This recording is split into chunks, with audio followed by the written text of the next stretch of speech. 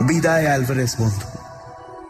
স্বদেশে ফিরে যাওয়ার এই আনন্দের মুহূর্তে তোমার কথাই মনে হচ্ছে আজ।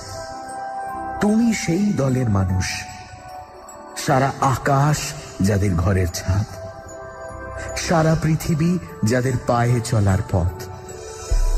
আশীর্বাদ করো তোমার মহারণ্যের নির্জন সমাধি থেকে, যেন তোমার মতো হতে পারি জীবনে, অমনি সুখ দুঃখে নিস্পৃহ, অমনি নির্ভীক।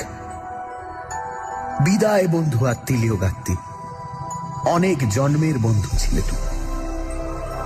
তোমরা সবাই মিলে শিখিয়েছ চীন দেশের সেই প্রাচীন ছড়াটি কত সত্য।